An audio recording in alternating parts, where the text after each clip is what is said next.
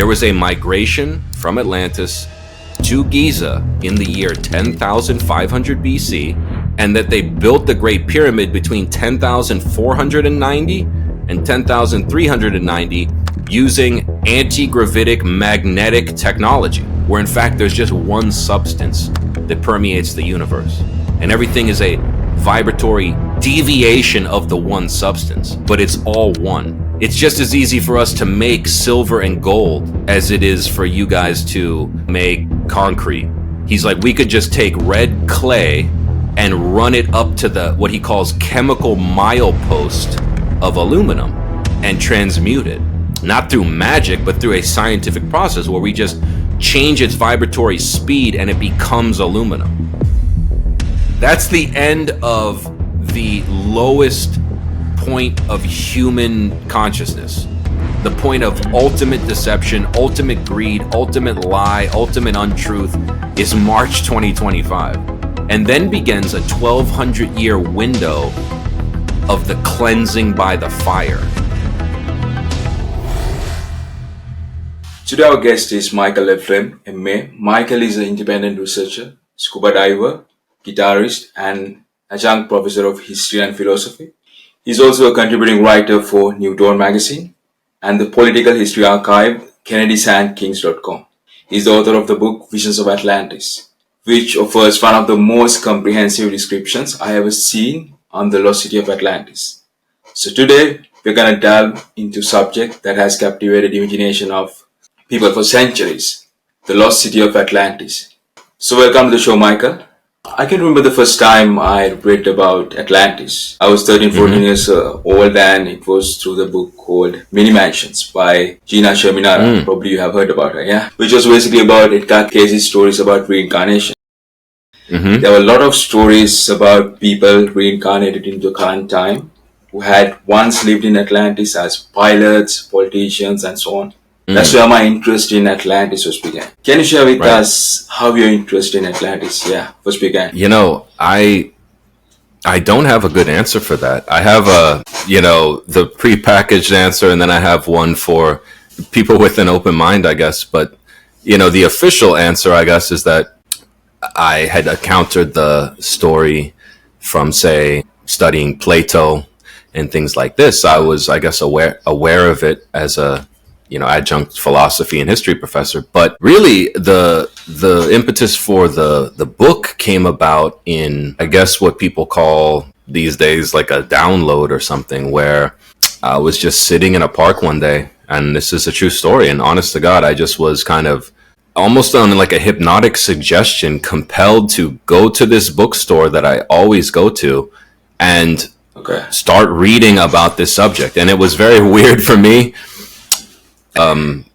Kind of unnerving, because I have never had this kind of like obsessive compulsion to study a historical time period, and I was kind of led to this, as you mentioned, like the kind of clairvoyant accounts of this were things that I started reading first, actually. And so I was kind of confused when then later I would reread Plato's account and say, well, how is this the same story? Because one is talking about, in Plato's case, like a kind of what we would consider like a Bronze Age type civilization that might have megalithic architecture or more advanced technology than perhaps the Athenian Greeks, but wouldn't be using flying machines like Edgar Cayce said, and crystals and all these almost Star Wars technologies. But what I realized, Sen, is that because this culture endured for so long, it went through, if you can accept the clairvoyant evidence, which I try to go to great lengths to show why you should take Edgar Cayce seriously, particularly on this subject, then you see that they also went through their own rise and fall, if you will, of high technology down back into a kind of Bronze Age culture that at the end was the predominant culture that was then later captured by the Egyptians and transmitted to Solon and thence on to Plato. And so I was really trying to show people in the book not just how the story evolved over 2,400 years and longer, really, because Atlantis is mentioned, believe it or not, in the Mahabaratha, which is at least 600 before Plato. And it's described as the island of Attala, which is quite, I think just Plato came up with this out of, whole cloth. And that's not true at all. Is there any other records of Atlantis apart from this Mahabharata story? Yeah, I put, I think it's 8 pre-Platonic sources. And most of them, I understand why people say there is no Atlantis before Plato, because even in the Mahabharata, it's a very short passage that mentions basically the island of Attala that sank into the Western Ocean after a 10-year war. Is basically the whole entry. There's no details and things like this. But it is curious. And then you have fragments that were either, lost in, say, ancient libraries that were destroyed, or references to books. So we know, for example, that there was a book called Atlantis by Hellanicus that predated Plato, but we don't have any record of that book. But we know the book exists because people referred to Hellanicus as Atlantis. Or Solon's lost poem about Atlantis that many people think Plato adopted into his story in the Critias and Timaeus. So it's an important point, though, because a lot of people that have a problem with this, their main argument is, well, it starts and ends with Plato. And everything after Plato is people just adding to his story. Like nothing new has come about this since Plato, and there was nothing before. But as I show really clearly in the beginning of the book, that's simply not true, and it's also simply not true that date he picked of a roughly 9,600 BC for the fall, that's not an arbitrary date. That's the mainstream history date for the beginning of the Holocene period, the end of the Ice Age, and massive flooding. Now, from the past 20 years, likely due to a comet strike, which he also mentions in that story, which is astounding that he says a civilization was destroyed 9,600 BC by a flood and massive, earth tremors and supervolcanic eruptions, and it was caused by a comet. And he was writing that in 360 BC. That's quite a guess if this is all a fiction, as people say. That regardless of the story of Atlantis, how did he know the Ice Age ended in 9600 BC, writing from Athens in 360 BC? Yeah, good. Did he mention it as a comet impact caused the destruction of the Atlantis? He did, and he alludes to it because the Egyptian priest who's telling Solon, describes in the dialogue, he says, the declination of heavenly bodies that fall to earth, that fall out of orbit and hit Earth and burn everything up upon it. And he says, you immortalize that in the Greek myth of Phaeton, but it really signifies real events that have happened here on Earth. And so it's a direct allusion to a comet impact, because the myth of Phaeton in the Greek mythology is basically the comet that ended the Younger Dryas period, as we would describe it in scientific terms, which is fascinating, that the Egyptians were aware of this legacy. And it makes sense because in Edgar Cayce's stories of Atlantis, they went to Egypt about 400 years before the destruction and actually built the Giza Plateau in 10,400 BC, not as a tomb for Khufu. And that actually also makes sense because that's when the constellation Orion is directly over the 3 pyramids in a precessional regression. All right. Edgar Cayce mentioned that Henry Ford is one of those people who banned Ajax, I think was his name. Yeah, right. All right. He was one of the, I think, actually, that's funny. Yeah, he said Henry Ford wasn't the main architect. That actually was Hermes or Thoth and Rata, who was Edgar Cayce in the past life, who was a exiled priest from the Caucasus. And then Hermes or Thoth was an Atlantean king. But Henry Ford was a guy named Ajax Ol. And he allegedly did the Grand Gallery blueprint. That's what Edgar Cayce said, which is fascinating. All right. In real life, Henry Ford believed actually heavily in reincarnation. And he said, the reason I'm so good at Ford Motor Company is because I have accumulated lifetimes as a great industrialist. Yeah. That's interesting. Did he told anything about Nikola Tesla? Anything specific? Can you remember? Yeah, there's there is a reading where, because of the way that Edgar Cayce's stenographer maintained the confidentiality of, if Sen Kolur went in there to get a reading, it just says patient and then a number, like patient 930 from this city, born on this date, white male, Protestant or something like that. So people have kind of deduced that because of the listing of the employment and the date, that this one number was Nikola Tesla. And I think it was actually, because he worked exactly where this client worked, and it would make sense because he said that, you were actually a master of what he called the night side forces, which were this kind of antipodal Atlantean kind of science where it's like there's the motivational forces in the Atlantean concept of science, and then the night side forces, which are kind of like not opposite or evil. It sounds like dark side, but it's really just like what he called like anti-gravity, for example, or decoupling objects from gravity would be an example of the night side forces. So the reversal of natural forces. And he said Tesla was a master of that, and that Tesla also was from the house of what was it? The house of, my gosh, it's actually weird because his name is like an anagram for the ancient Atlantean name that Cayce gave him. Like in Atlantis, it wasn't Tesla. It was like, I'd have to look in the book. That's all right. But it's fascinating though, because in a weird way, it actually does make sense that these people that in the early 20th century that made these fundamental transformations in like industry or science or like DC alternating current and all this, that even Tesla said, I know not where I get my ideas.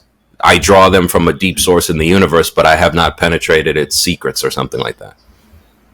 It's just a receiver. That's what Tesla used to say. Oh yeah, I heard that. Yeah. And that's kind of what I was telling you earlier with when you said, where did the book come from? I don't know. I was sitting in a park and then I was suddenly writing a book for 7 years. As if it was like life and death, and I had to read it, get it out to the world. It was the strangest thing. It really was. Could you explain what the city of Atlantis might have looked like? Any description about it in Plato's dialogues, visually? Yeah, I always tell people, there's the empire, or they're the empires, plural, of Atlantis, which, according to Edgar Cayce, lasted for over 50,000 years in 3 different 50,000. versions. 50,000, 50,000. And each had 3 destructions. And the original was a continental-sized landmass that stretched from basically the Caribbean all the way through the Mid-Atlantic Ridge to where the Azores are today.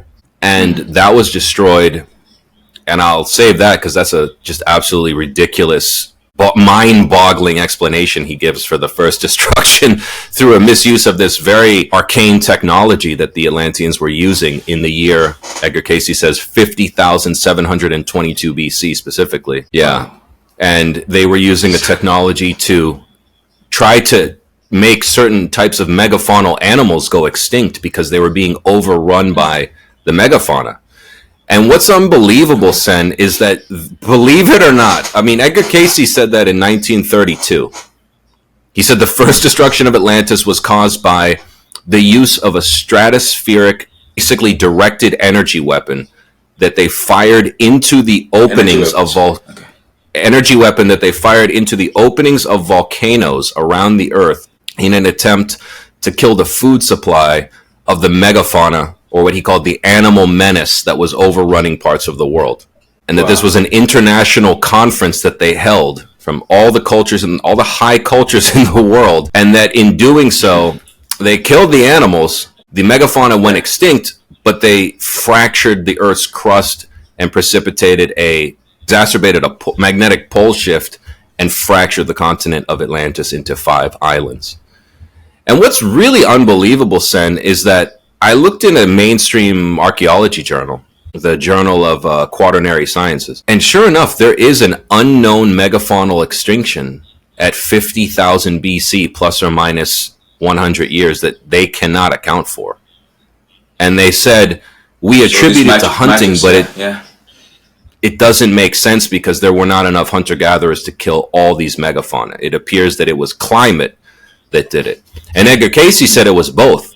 He said the poles were naturally shifting, making the Earth much colder in 50,000 BC, but also this energy weapon that was deployed made it way worse and screwed a lot of things up. And then he said the second one was 28,000 BC. There's a second destruction of the Atlantean Empire, which at that point was 5 large islands. The third destruction is the one that Plato was recording when Atlantis had been reduced to three islands called Poseid, Arion, and Og. And the island with the circular city was Poseid, in my estimation, even though Plato calls it all Atlantis. But it was the island of Poseid from the Atlantean Empire. Just like there's the British Empire and England, the island. Different things. And so when people say the city of Atlantis, I would argue there is no city of Atlantis. There's the city, the capital city, within the island state of Poseid within the third Atlantean Empire, which ended around 9,600 BC, according to Plato. But it's a complicated story, and that's why it took me so long to unpack it, because you're going through 750 readings that Edgar Cayce gave on Atlantis, and then my other clairvoyant sources.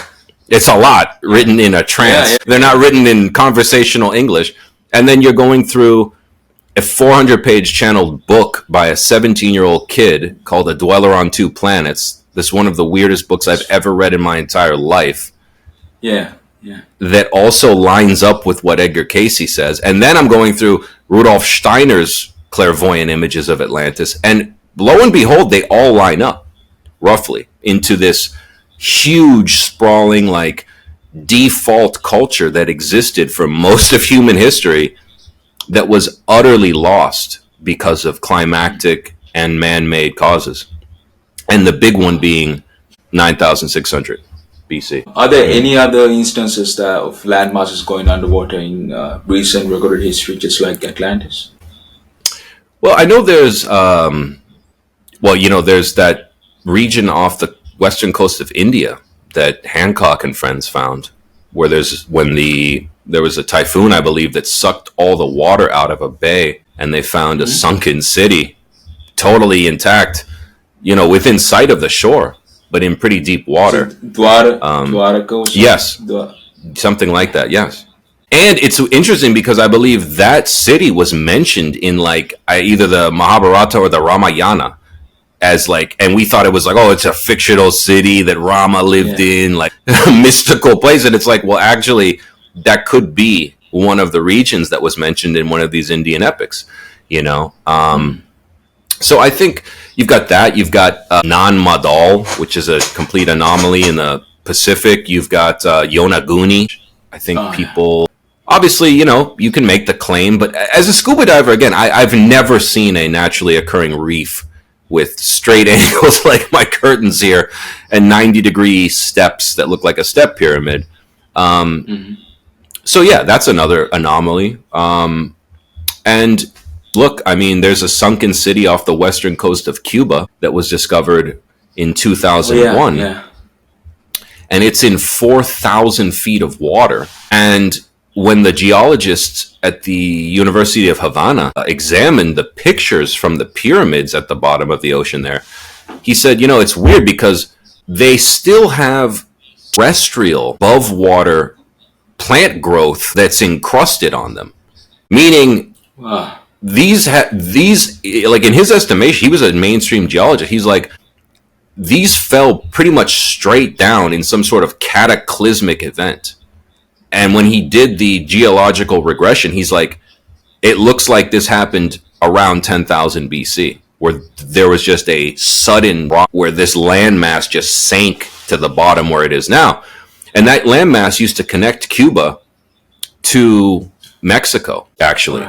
And if you look at a map, like a experimental map of what the Earth could have looked like 15, 20,000 years ago, the Gulf of Mexico is almost landlocked. And so is the Caribbean. They're almost like inland seas with this land bridge. That's why you see animal species in Cuba that exist in Yucatan and things like this. So that makes sense because 10,500 years ago, that city was probably, it was above water, and that was a land bridge connecting Cuba to the Yucatan. Yeah. So you mentioned about this the culture map, which depicts Atlantis. Oh yeah. In your book, yeah. The Athanasius Kircher map. Yeah. Yeah. It's an interesting map. Well, I mean, there's no way to know. I mean, it's as reliable as any other. It's as reliable as the Piri Reis map, I would say, because, the Athanasius Kircher, I mean, first of all, he was a Jesuit living in the late Renaissance. So he had access to the Vatican archives. And that's where he says he found this map. And it's a map of Atlantis. And he says it was brought to the Vatican when Octavian plundered Alexandria, Egypt, during the 1st century BC, after the defeat of Cleopatra. And the Library of Alexandria was, he was able to get things out of that, and they took the obelisk that's in Rome as well. And so the story makes sense, actually, that this map came from Egypt, because again, I always tell people, the story Plato told, the story originated in Egypt. When you talk about pre-dynastic Egypt, you're talking about the Atlantean legacy. And my colleague Zada, who is an archaeologist and can read hieroglyphs, actually, he's done a lot of great work, even showing how there is I believe it's the temple at Abydos, he has deciphered basically an allusion, a direct allusion in Egyptian hieroglyphs to Atlantis specifically. And I think it's called the land of the first waters is what it's called, something like that. So the idea that there is no connection between Atlantis and Egypt is simply not proven. And also, like I said, Edgar Cayce, who was an uneducated man who didn't know anything about Egyptology when he was awake, but in a hypnagogic trance had access to the Akashic records and accurately diagnosed thousands of people remotely for medical diagnoses that saved their lives. When he was asked about this, he said specifically that there was a migration from Atlantis to Giza in the year 10,500 BC, and that they built the Great Pyramid between 10,490 and 10,390 using anti-gravitic magnetic technology that levitated the stones. That's what Edgar Cayce said in 1932. He said that. And that's very important, Sen, because this is before Robert Bauval. This is before Robert Bauval ran the numbers in his computer, where he determined that the constellation Orion exactly points at the tips of the 3 pyramids at the year 10,450 BC. Edgar Cayce said that literally is the exact date that Robert Bauval later discovered through computer programs that showed this is where these stars would be at this time. And so that's an extraordinary coincidence, if that's the case, because, and then also, like you go back to the Egyptian Turin Kings list, and it's like, we just like to ignore that because we say, well, that's just made up, because it predates and it basically says that there was a group of kings that go back to the island in the west or the place in the west, in the time called Zep Tepi, the before time, the dream time, when everything, the Isle of the Blessed, the Golden Isle. And they put that date roughly at 9800 BC for the end of that, lineage and the beginning of this new lineage of pre-dynastic kings. And they even refer to them as the Atlanteans or Auretians. And it's like, that's close to Atlanteans, Yeah. And it's not like Atlantis is the official word. We don't know what they called themselves. We just have words whose etymology changed. Like the Aztecs, for example, come from the place called Aztlan. They call it Aztlan. In other places they call it Atla or Atlas, Atlantis. For the Egyptians, it's something different. The same place.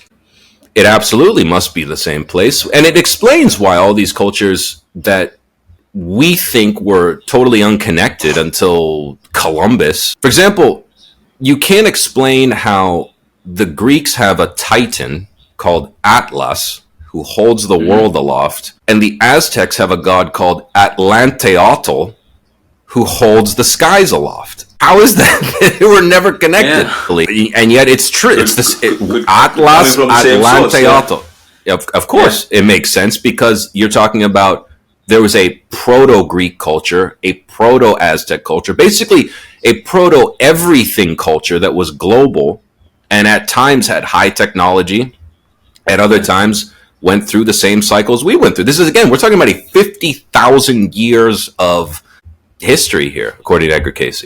You know, that, I mean, we don't have any comparison to that because we don't have a culture that's 50,000 years old in our recorded history. So it's extreme to us to think that there could even be a culture that lasted that long.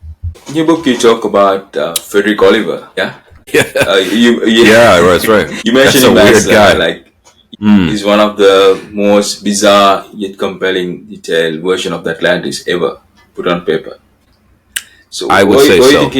Why do you think his story is so important to this study of Atlantis? Well, he's the first channeled account in human history, as far as I've discovered, that mentions Atlantis in a high technology setting.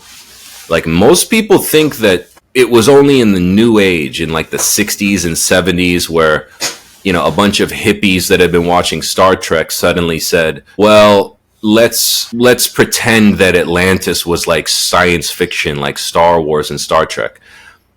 And that's why I didn't use modern channelers as sources, because I didn't want people to be able to say, well, that person could have just watched Star Wars. What's unbelievable, Sen, is that a kid who was 17 years old in 1882, which is the Wild West, you know, where electricity had just been introduced. There's no television, there's no cell phones, there's no computers, there's no cars, there's no airplanes. And yet he describes cars, he describes smartphones, he describes holographic computers, he describes video surveillance, he describes cigar-shaped flying objects.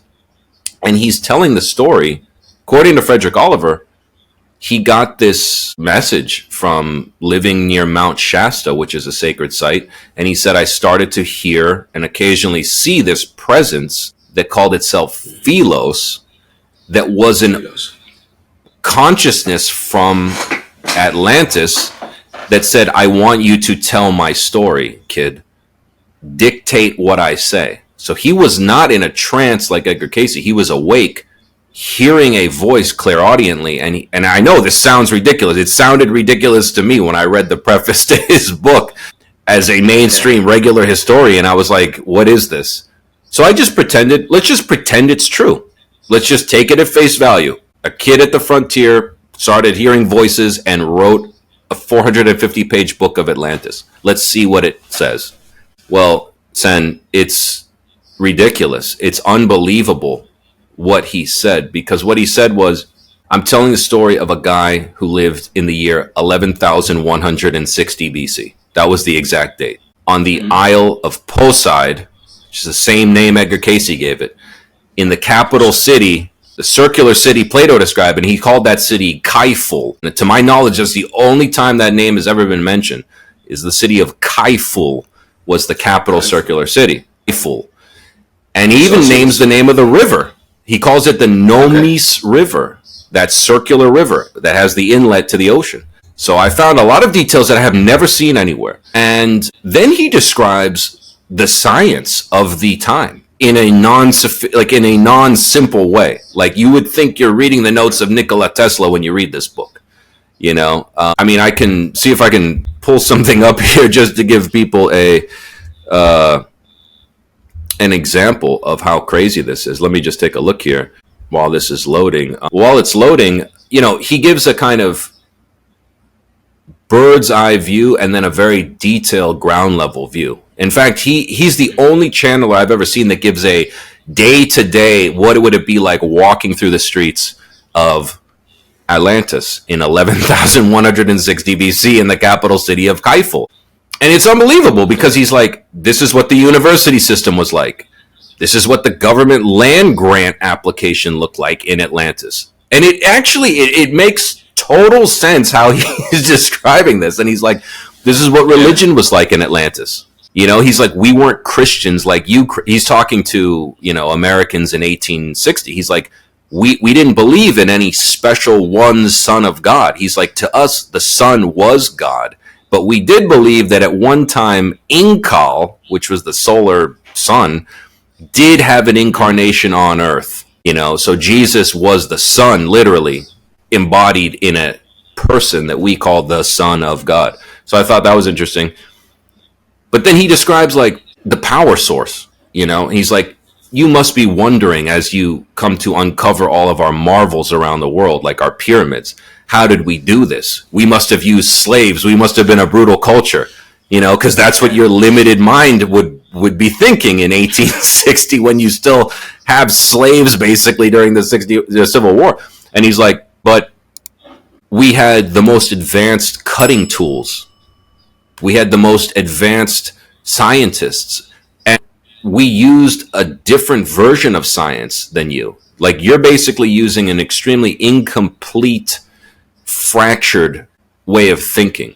So he's like, you guys have a periodic table where you separate everything. You're obsessed with separation, where in fact there's just one substance that permeates the universe, and everything is a vibratory deviation of the one substance, but it's all one. So he's like, it's just as easy for us to make silver and gold as it is for you guys to, you know, make concrete or something like that. He's like, we could just take red clay and run it up to the, what he calls chemical milepost of aluminum and transmute it. Not through magic, but through a scientific process where we just change its vibratory speed and it becomes aluminum. And he's like, one day you'll discover how to do that and you won't have any lack of resources. But you don't understand that because you're still thinking that everything is separate when there's just one thing. And so it was a very interesting, like, sophisticated way of explaining kind of what Tesla, which makes sense because he was a reincarnated Atlantean according to Cayce, was trying to bring back, but that, you know, Westinghouse and Edison and Rockefeller ultimately put the, you know, can on him because you can't monetize that. So we got stuck with that model of scarcity and quote unquote fossil fuels and all this other 19th century crap that we really haven't updated. You know, I mean, we got electric cars that catch on fire. In Atlantis, the way that they described it was basically, you know, everything was entrained to natural earth rhythms, you know. So like the pyramid was a harmonic resonator, kind of like how Christopher Dunn discovered the Giza plateau probably was using piezoelectric harmonic resonance to pull energy from the earth and emanate it through the capstone. And also it could prevent seismic activity. It was a stabilizing factor, but it also was a power generator through earth currents. That's kind of how he describes the power source, you know. And Edgar Cayce, it was a crystal, a huge crystal in a tower with a retracting dome that could collect stellar and solar and planetary light, store it in battery cells, and then wirelessly project that energy into the sky. And these flying machines without wings could entrain to guide paths that were predetermined, and the crystal would basically guide you to the destination, like on a flight plan. And again, these people were saying this. I mean, Frederick Oliver described this in 1882.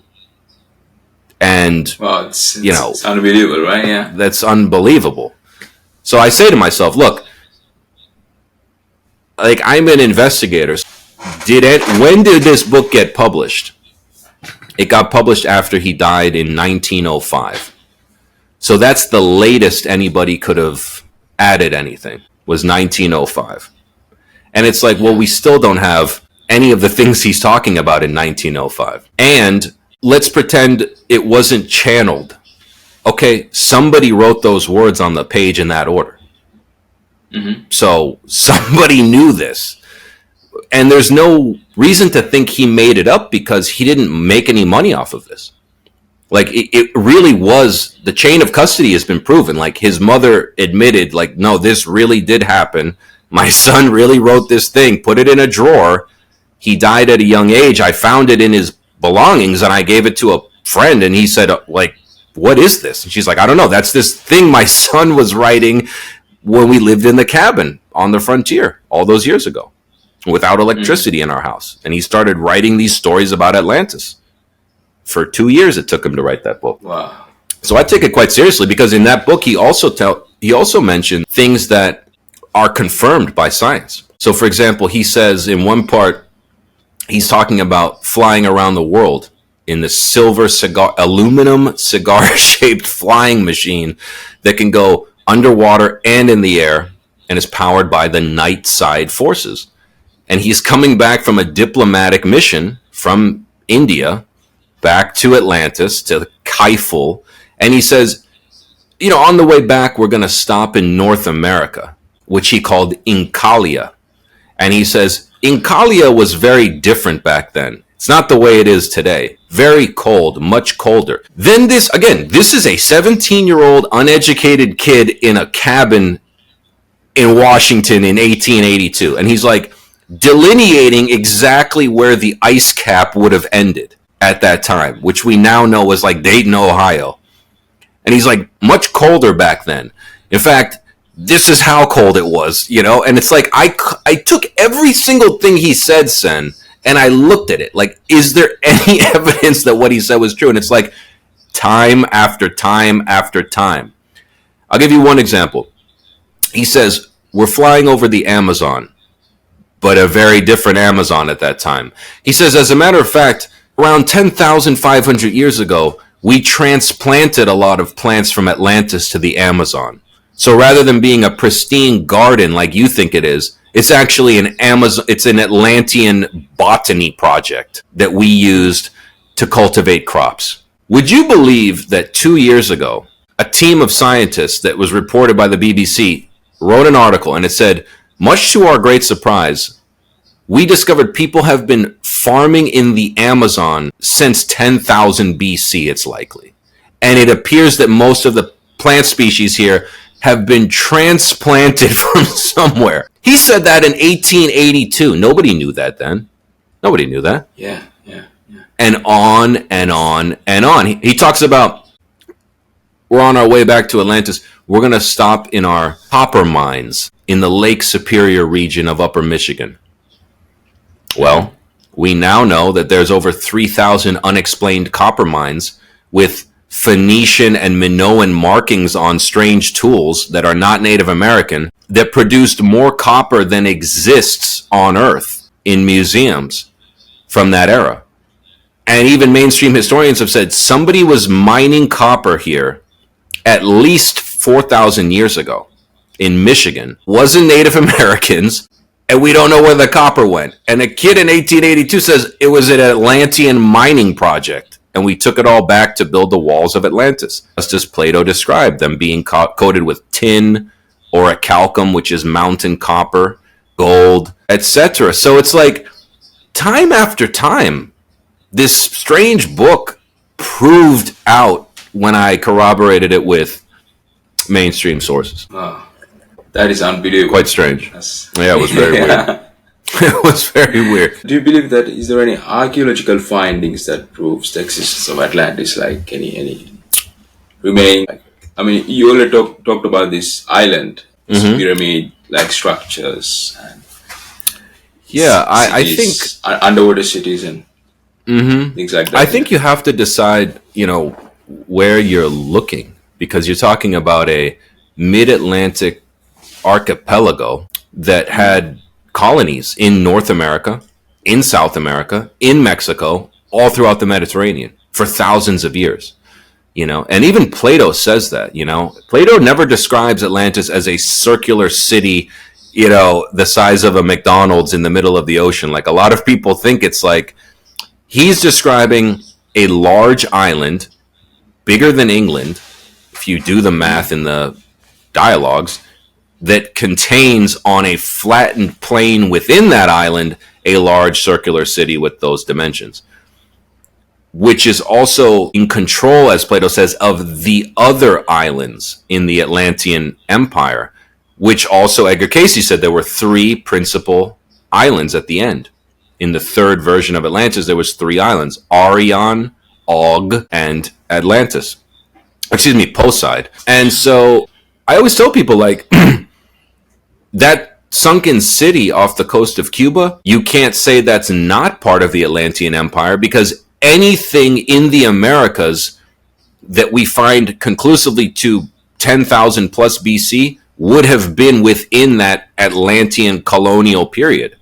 Because in Frederick Oliver's story, there were Atlantean settlers in Arizona in 12,000 BC, using cigar-shaped flying craft to land in what he called Lake Mitti, which again, there is a place called Lake Bonneville, which would have been an ancient inland sea, and it's now a salt flat. That 12,000 years ago was a huge inland sea. And in Frederick Oliver's story, he says, Lake Mitti, I miss you.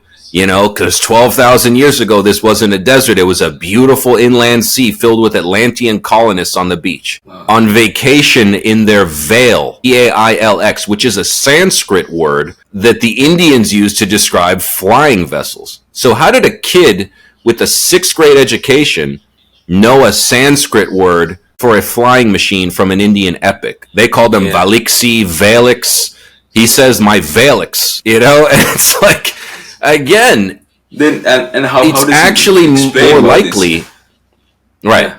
It's actually more likely that these people really were connecting on a cosmic Wi-Fi signal to, and then it also opens up questions of, like, what is the past? You know, many people would argue, like Dolores Cannon would argue, that we're in Atlantis right now concurrently with this timeline. It's just that our perception is in this time.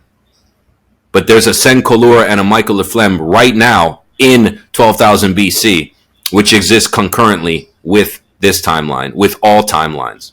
And then our attention happens to be here, but that in like a weird quantum entangled way, it's all at the same time, simultaneously. All right. Yeah. Which I find difficult to imagine, but it's like, it is possible. Like a parallel universes or like just different timelines? Concurrent. A concurrent, okay. I guess. But I don't pretend to understand that. But I'm like, I think that's what a lot of this material is. Like, it's not like that soul was dead for 12,000 years and came back through the kid. It's almost like that was going on.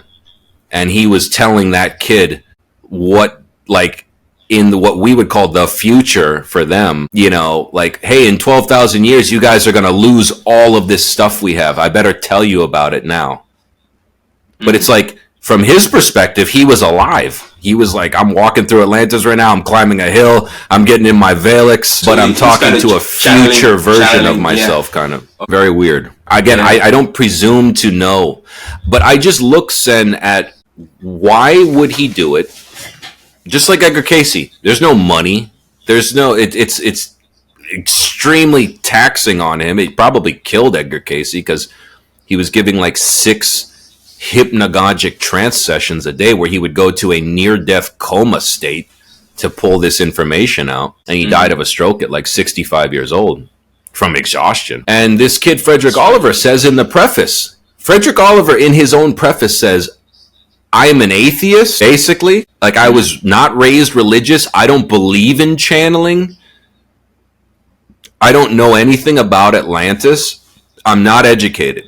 I'm a mining kid living on the frontier.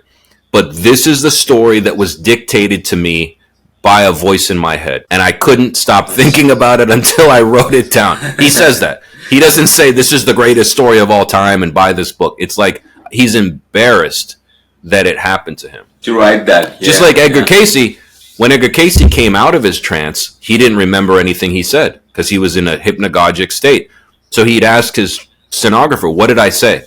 And she's like, you said everybody had a past life in Atlantis. And he's like, past lives? I'm a Christian. I don't believe in reincarnation. She's like, well, you've given the reading. That's what the source said. And so Cayce was disturbed because he's like, I'm a Baptist Orthodox Christian. We don't believe in reincarnation. And then he had to change his whole beliefs because he read his own transcript and was like, wait, what? Jesus was reincarnated 32 times? What? Like, it went against all of his beliefs. Yeah. you know. So I think those are more compelling because it's too easy now to consciously or subconsciously mix pop culture sci-fi references now that Star Wars is already out, now that Star Trek, now that Stargate Atlantis. It's like it's hard to separate that from the purity of like there was nothing like what Frederick Oliver said when he wrote that book in 1882. He could not be pulling from any available science fiction. All he had was Jules Verne, 20,000 Leagues Under the Sea, you know, with like a steampunk submarine and Captain Nemo. He didn't have anything approaching what he was describing, which was basically the Star Wars universe. But Star Wars would not be a franchise for another almost 100 years from the time he wrote that book, which lends a lot of credibility to what he's saying to me. Yeah, it does. Yeah. What do you think about Göbekli Tepe? I mean, some people say, you know, I think, I think it's extremely important because it's very difficult now to ignore that date that Hancock and so many others have made the critical point for this whole thing, which is to say, you know, people have always said, well, where's the smoking gun evidence of anything on Earth from 10,500 BC? You know, show me something from that and I'll tell you that I believe you now. Well, that's been dated to roughly that date. And so it's very difficult now to say that there were only hunter-gatherers on Earth 10,500 BC. Why would they create such a shrine? Right. Like, I mean, megalithic structure, right? Exactly. So, and also, as Freddie Silva and other people have noted, you know, Göbekli Tepe, that's the, I believe, the Kurdish word for, you know, Potbelly Hill. But the original name of it in ancient Armenian, I believe, would be Portasar, which is the navel of Osiris, the umbilical cord of Osiris. And if you make a straight line from Göbekli Tepe, where does it go? It goes directly to the Great Pyramid of the Giza Plateau. Wow. So let's think about what I said earlier. We know Göbekli Tepe is roughly 10,000 BC. It was built. It's in a direct line with Giza. And Edgar Cayce said Giza was built in 10,490 BC. It was started. So again, like, we have this number coming up again. And then you look in medieval Arabic accounts, which a lot of these so-called skeptics and quote-unquote debunkers say is a bunch of mythology, like the myth of Aladdin and all this stuff. But if you look at what the medieval Arab accounts, like Ibn Khaldun and people like that, al-Masudi, what they say about the pyramids is that it was built as a repository of ancient knowledge before the Great Flood. That's what they say. They never say it was built as a tomb for the king. In fact, in one account, I think it's Masudi's account, he says, the royal astronomer told the king that in the sign of Leo, the sun will fall, basically. And it's like, again, if you look at the Sphinx, as my great colleague Rob Nyland has, I would argue, proven beyond a shadow of a doubt, it's as a master sculptor, the original face of the Sphinx was a lioness. And it's a recreation of the goddess Mehit, who is a lioness. And what does Mehit guard? She guides, in traditional Egyptian mythology, she's the royal librarian, the pharaoh.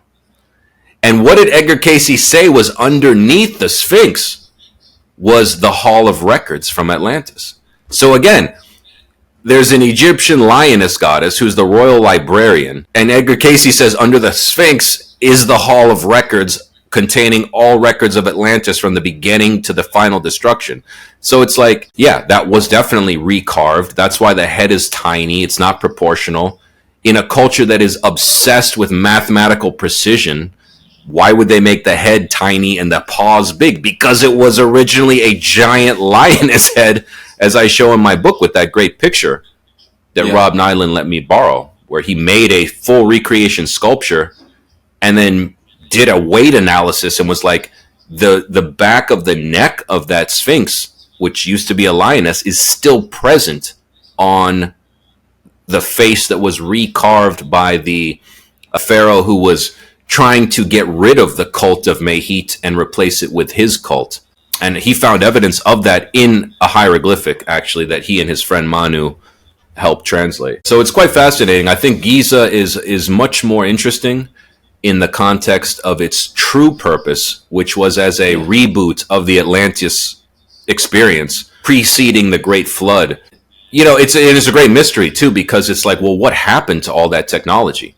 You know, if Christopher Dunn is correct, the pyramid used to be a functioning technology, and something happened where that thing stopped working, you know, and the inner mechanical aspects of it were taken away or disassembled. And now we're left with this kind of still magnificent, giant, inert structure that used to house arcane technology, you know, and power a civilization that to us would look like Star Wars, you know? Yeah. It is amazing. But is it any more fantastical than an angry pharaoh used slaves to move 2.3 million blocks that weigh as much as a truck across 300 miles of desert? And by the way, the official rate that those were built is like, you have to read that section of the book where you look at the number, where it's like using the official math of like the Great Pyramid was built in was like 40 years. It's like they would have had to have been moving those blocks into place. I think it's like every 10 minutes for 40 years without stopping. They'd have to move a new 2-ton block into place with perfect precision every 10 minutes for 40 years, 24 hours, 7 days a week. And it's like, what?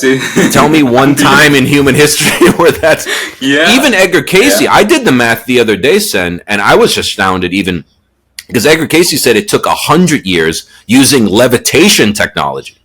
So I did the math with that, and it was like they would have had to have been levitating 2-ton blocks every 20 minutes, one into place for 100 years to build the Great Pyramid. Even if you could levitate it, it was every 20 minutes, bing, bing, for 100 years. Why would you do that? Unless you were building something to stand the test of the coming global catastrophe at the end of the Younger Dryas. There is no king that's that delusional that would waste that much time and resources on a mausoleum. Do you know what I mean? Yeah. It's never been explained. We could not recreate that structure today. Elon Musk could not build that structure today to the same tolerances. With modern technology, we couldn't do it. We could do... Yeah. They tried it in the 70s. The Japanese sent a team to, like, build a tiny scale pyramid. They're like, we can't even do that with Bronze Age technology. There's no way. We can't even do that with, you know, granite and things like this. Yeah. So it actually does make sense that there was an arcane cutting technology. I mean, Christopher Dunn pretty much proved that through looking at tool markings. You know, even the whatever you want to call it, I don't like to call it a sarcophagus because that's a imposition of something in our culture onto an open box that could have been anything. I just call it an open box in the King's Chamber because there's never been a body found in there. But even that structure, it's almost inexplicable how it was cut, because it's like it's cut out of a solid block of the hardest material to cut in the world. Why would you use that? Unless for some special harmonic acoustic purpose, as Christopher Dunn goes to great lengths to, you know, explain. I think, again, it's like if a primitive group of people found a turbojet engine in 2,000 years, what would they say? Well, this was a complicated flour mill that they used a hand crank, and that's how they made flour and wheat. Yeah. They wouldn't be like, no, this is a second stage turbojet that powered a flying machine. You know, like they wouldn't have any reference point. They'd be like, it looks like a flour mill, and it was a very advanced flour mill that they used. If they found the Hadron Super Collider, what would they say? Right? Yeah. If they found the Hadron Super Collider, well, this was a very complicated tunnel that they used to hide in during storms. Like, how would they know what the Hadron Super Collider is if they don't have quantum physics as a reference point or particle physics solved? They wouldn't even know what particles are to collide. So there's so many things like that. Like, we don't believe they could do that because we still have not figured out how to decouple heavy objects from gravity. And so therefore we don't believe it's possible. But according to Edgar Cayce and Frederick Oliver and many others, he called it gravity, he said, was an octave of vibration. And if you could use the night side forces, you could decouple through sound frequencies heavy objects from their natural Earth resonance, and therefore they would float through the air. So both of them mentioned that, like Frederick Oliver and Edgar Cayce. Frederick Oliver, yes, and Edgar Cayce specifically said that for the Great Pyramid of Giza. And then Frederick Oliver specifically mentioned that Atlantis had the most sophisticated cutting and drilling machinery in the world at the time. He just casually mentioned that one time. And that would explain high precision marks all over Giza, and that would explain how they built these things and why it was feasible for them, and what they were doing with these structures. Because this structure did indeed, if it was built in 10,400 BC, survive the Younger Dryas impact event, whatever that was, a comet, series of comets. It survived, and a lot of things did not survive. That's why they had to do this way. Because think about it. If you knew the world was ending in a couple hundred years, like, look, the world as we know it will end. There's going to be 400-foot tsunamis, tectonic shifts. The axis is going to shift. You're going to need to build something pretty damn strong to survive that. Like, I don't know, a 2.3 million block geodetic structure that's literally centered in the division of the hemispheres. Like, yeah, probably something like that. Yeah. Actually, would be the thing you would build, is a perfectly aligned hemispheric dividing pyramid in the center of the Earth's landmass. Probably. So, what do you think is the most important thing about Atlantis? We haven't talked about it. Like, anything you want to share? Something very, very important about Atlantis? I don't have one thing. I just think the important thing is to recognize actually how likely, even if it's a fantastic story to you, how likely and how much evidence culturally and geologically there exists for the existence of this culture, who we can say very little about. Like I said, I've tried to do the best with the best evidence I have. Much of it is clairvoyant, but it's not just random guy on the internet had a vision. These are the first people to ever talk about this before this was even a cool thing to talk about, that had no financial gain, that were disturbed by what they found, and whose channelings align with known mainstream facts that they themselves could not have known. Like Edgar Cayce was used by archaeologists and geologists to find oil deposits all the time with almost 100% accuracy. He could tell you the depth of mineral deposits, and people would go drill for it, and they'd find it exactly where he said.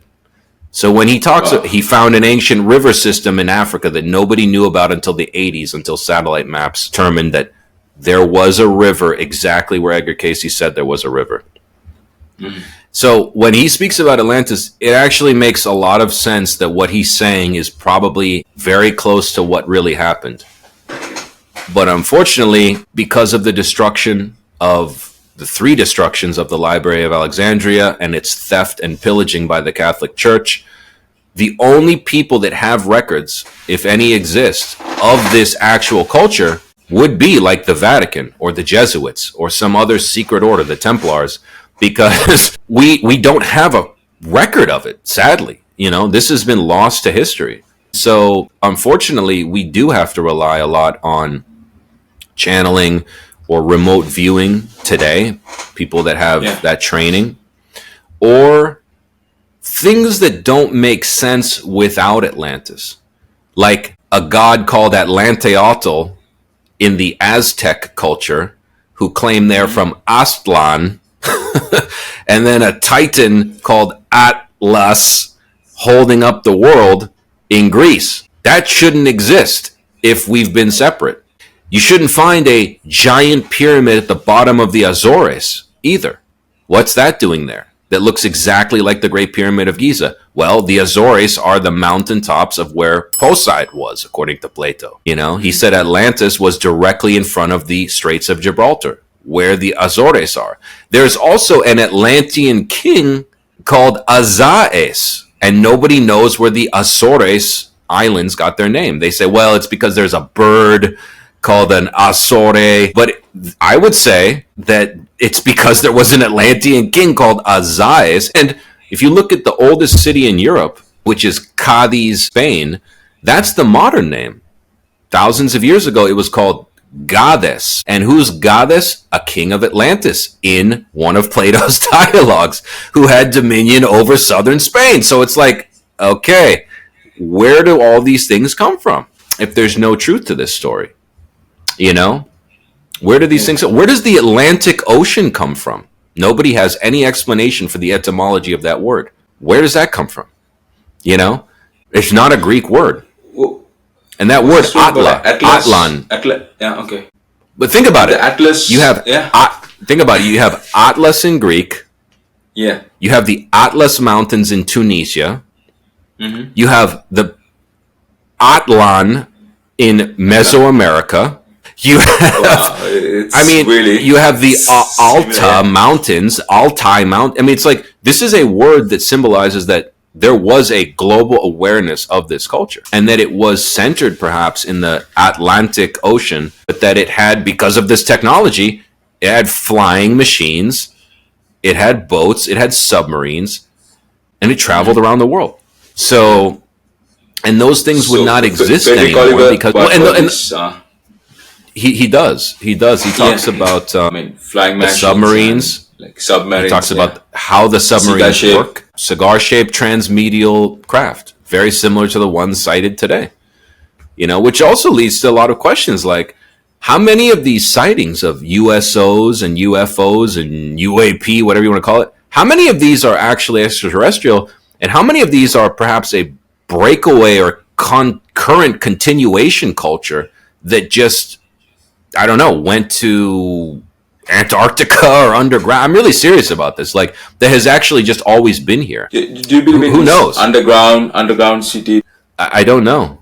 But you wonder, like, how much of this technology really was totally lost, you know? Because this is the great question I've always had, is like, if they did successfully, according to Cayce and friends, do the Atlantis reboot in Egypt, something happened around, I would say, maybe 7,000 BC, where like that project ended, and then this kind of the dark ages of antiquity began, and then we really had to start again from nothing as we got closer to the Sumerian times and the kind of Mesopotamia conventional times when history began again. Something must have happened where it was not a successful reboot, where there could, perhaps there was another cataclysm or another war where the technology was destroyed or lost, you know? Because I understand that's a very actually common critique I get, where it's like, okay, if they rebooted Atlantis, how come like dynastic Egypt didn't have flying machines? And I'm like, I don't have an answer for that. I understand, and I don't have an answer for that. Probably they don't have that full technology, like, yeah. I mean, look, we could lose our technology, right? We could lose our technology in 500 years if there was a nuclear war followed by massive asteroid impacts. We would have a remembrance of a time for a couple hundred years when the internet existed and we had flying machines. But in like 6, 7, 1,000 years, it would sound like myths. It really would, because there would be no living descendants. There'd be no physical artifacts anymore. And so, yeah, I don't know. I don't know the answer to that. Nothing will survive that long, right? Like 10,000 years, 12,000 years. No metals really last. Like aluminum. He says, Frederick Oliver says that ship was made of aluminum. So you can look it up. How long does aluminum last? It doesn't last 10,000 years, you know? Okay. So That's why we haven't found an Atlantean Wilkes, because it's made of aluminum. You know, even the good aluminum from Atlantis, the transmuted aluminum, it's still real. It's still subject to the laws of nature. You know, and I think that's another scary part. Is like we don't like to think that a culture that advanced could still be wiped out by the forces of nature or the cosmos. You know, I think we like to pretend that, oh, you know, Elon could shoot the asteroids down, and it's like, well, they had stuff way more powerful than Elon, no offense, and they couldn't stop the Younger Dryas, you know, toroid storm that, you know, 20 plus asteroid fragments hitting the Earth over hundreds of years. How do you stop that? You can't do it. So I think that's another reason we don't really want to think about it, because the implications are quite terrifying. You know, that we also are victims to the caprice of nature, that we're not gods that are immune to natural forces. No matter how advanced our technology is, we still are subject to fate. Yeah. We could go extinct, like. Absolutely. Absolutely. Sure. Yeah. Especially these days. I mean, look at the world. Like, we're very close to nuclear war, closer than we've been since the Cuban Missile Crisis. And, you know, people still think like, oh, that could never happen. It's like, you how do you know? It could happen by accident.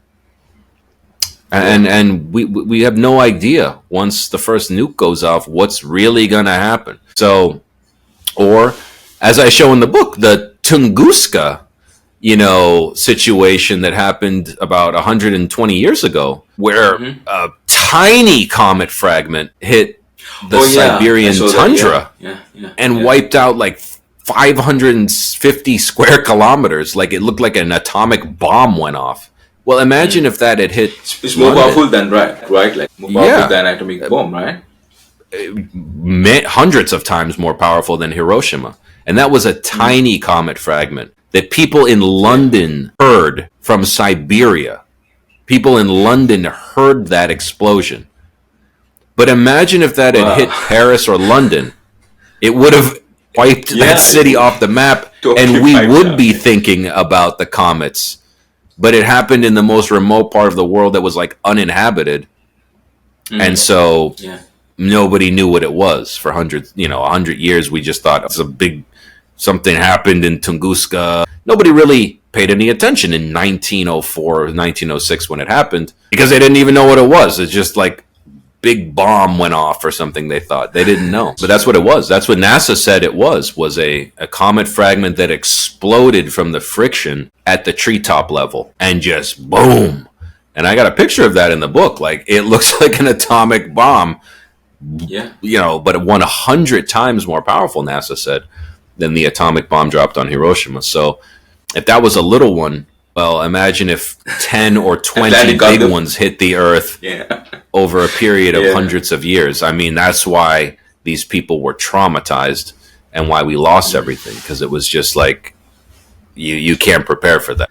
And that might explain why these underground cities were built as well, like in Turkey, because it's like, what would be your motivation to build a 20-story underground city? Well, maybe if you knew that this was coming. It doesn't make any sense to me, because it's like, there is no natural explanation for that. If there's going to be flooding, you don't want to go underground. You're going to drown in a tunnel. And then what natural event is so extreme besides that you would expect to need to go that deep underground? You would expect probably like burning of the earth through fire or something like that. I don't know. It's very interesting. Or explosives, or the same thing that happened in Tunguska. Like, maybe if you were 25 stories underground, you would be protected from that. Or the devastation of the surface landmass, marauders running around, But I think what I really was just trying to, get across, Sen, here in the last kind of thing that I have to say is just, I was just very curious. There seems to be a huge gap in our knowledge of ourselves from that time period. And we have been anatomically the same for 200,000 years with the same or actually bigger brain capacity. Our brains have shrunk 10%. So the idea of evolution as a constant upward path is not true. Our brains were bigger back then. So we were just as capable as we are today, more intelligent likely, and yet we are told that we did nothing in these bodies that we've had for 200,000 years. We did nothing for 195,000 of those years, and that in the last 5 we developed everything. That doesn't really make sense if you think about it. It really doesn't make sense. There was a Sen Kolura on Earth 200,000 years ago with a bigger brain, and it took 195,000 years to get to writing. I don't believe that for a second. Yeah. I don't buy that. You mean in 195,000 years of human existence, nobody discovered how to write until Sumeria? I don't believe that. I don't buy that at all. Why do you think that they're pushing these teachings? Well, it's because the whole chapter in the book on that, it's called the Parallax View, and it's a whole chapter that engages with, not to prove them wrong, just to show this is why most mainstream thinkers do not accept any of this. And it really is because we don't have hard evidence in the form of texts. And that's what these people need. To them, evidence is an ancient text. They need texts. That's what they need. They don't believe it. If there's no text, it doesn't exist. Or artifacts. Yeah. But then you give them Göbekli Tepe and they just go, well, so what? And it's like, well... it's a shrine. That changes everything, actually. Yeah, but, so it's like... That's why you realize it's not really a question of evidence. It's a question of competing ideologies. There's a whole group of people that just do not want to believe we were wiped out. Because I think it's just the fear of admitting we actually were wiped out, and we now are at the bottom of the mountain, crawling back to the heights that we used to be at.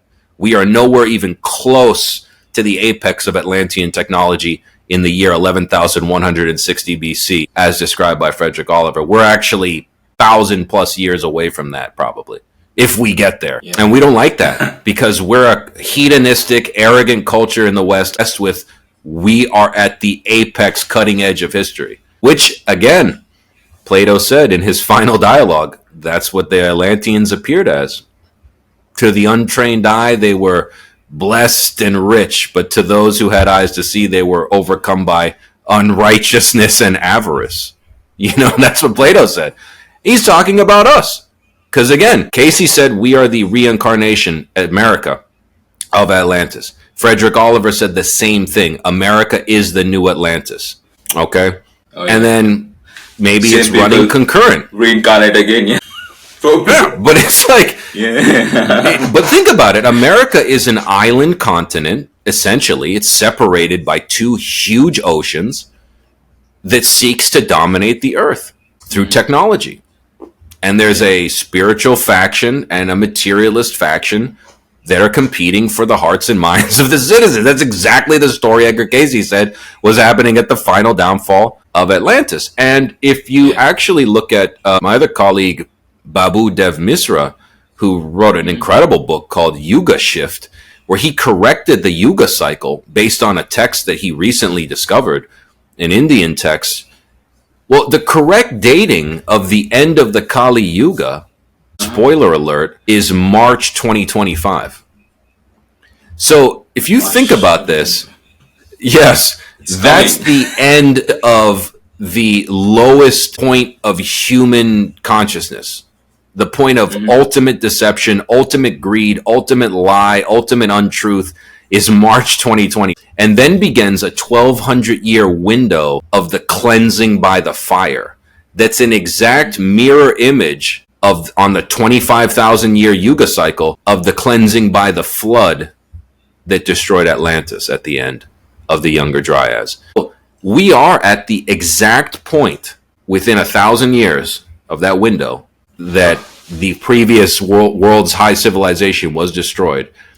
We are going through that same cycle. Now, I'm not saying it's going to happen on that day. He wouldn't say that either. Right. Like, if you actually look at the Yuga cycle, the final destruction happened after the 1,200 year, at the end of the 1,200 year window.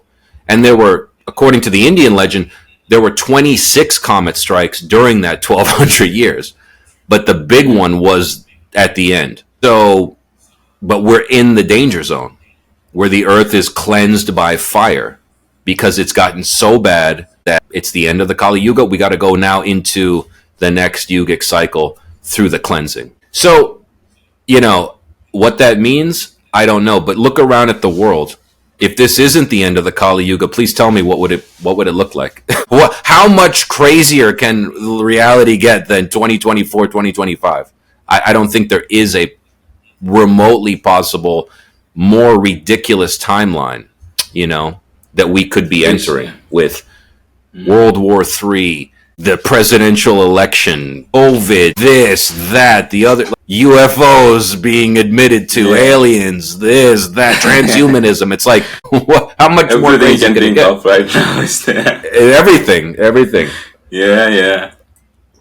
You know, all coming to a kind of like, all coming to like a quickening point where it's just like, it's gonna blow up at one point, you know, like something is gonna break and people are just gonna either go crazy or lose faith in institutions, or we just have to change the way we've been doing things and admit, you know, maybe there's a lot of things we didn't know or that were kept from us. We have been in touch with these things that we call aliens, whatever they are, wherever they're from. They're real. They're here. They've been influencing human affairs since recorded history. Okay, that changes a lot of things. Hey, by the way, there was like this thing called Atlantis and other high cultures. They were real. Oh, okay, that changes a lot of things, you know. Hey, by the way, like there's more evidence that the comet did exist and it destroyed the Earth exactly when Plato and the Egyptians said it. It's like, oh, okay, like, hey, by the way, we are in the same window when that's going to happen. So like, maybe we should get along. Okay. So to me, it's quite an interesting time, you know, to be looking at this as we enter that same it's kind of cycle of devastation. Cycle of utter devastation that's coming. Yeah, sure. Wow, this is amazing. Michael, it's been great. That's all I got. Yeah. Not to thank you scare so much. I mean, thank you. No, that's wonderful. I mean, I learned a lot from you right now. It's been great pleasure to chat with you about Atlantis. And where can people find about you, like your books, the work you're doing, and your website, and all these details? Yeah, sure. The website is just my name with my last name, all is one, michaelleflem.com. And there's a contact form there if you have a question. And then the book is on Amazon, actually. It's called Visions of Atlantis, Reclaiming you have the other Our book, Lost right? Another one? Ancient Legacy. I do, but I never recommend it because it's a technical monograph that I wrote for my master's degree thesis that I don't even set the price for that book. Some German publisher set it at $55, and it's only a 60-page book on the European Enlightenment. That's very like, unless you're obsessed with the European Enlightenment, I would not read my first book, The Spectre of Reason. But I would consider Visions of Atlantis my first book for a general audience. And you know, like I said, to my great surprise, it was recently, if you want to read an excerpt of it, you can go to grahamhancock.com, and it was selected for Author of the Month in February. So you can actually read an excerpt from the book on that website. That's amazing. If you want to preview it. Yeah. That's wonderful. Are you working on any other book projects or anything like that in the field? I mean, I am, but it has nothing to do with Atlantis. I've said everything I need to say. What is it about? I don't want to be one of those people that's where I spend my whole life return to Atlantis, you know, even though that would be I secretly do have a book in my mind called Return to Atlantis. You know, I think I've never been one of these people that can like do the same thing, you know, for a long time. So the next book I'm writing is similar to this book, but it's a bunch of forgotten pirate stories from antiquity to the modern age, because that's the only way I can think is pirate from this stories to that. Yes, it's called 10 Pirate. It's about 10 different pirates from ancient Egypt to today in the Bab al-Mandab today with the Houthis. and I take 10 people, and you get to see 2,400 year history of piracy, or 3,400 year history of piracy through a narrative, fictional type of format. So that's what I'm working on now. But I really think I spent about 8 years writing this last book on Atlantis, and I really wanted to put every single thing I could put into that book and then just say, that's enough. There's nothing more I can really add to that book than I did. I think I put as much as I could without being like overwhelming to the reader, you know, because I still tried to keep it fun and exciting, because there's a lot of very boring ancient history books that are great as source material or reference books. You know, I don't think it's boring. It's interesting. Like, I mean, it's not boring. Sure.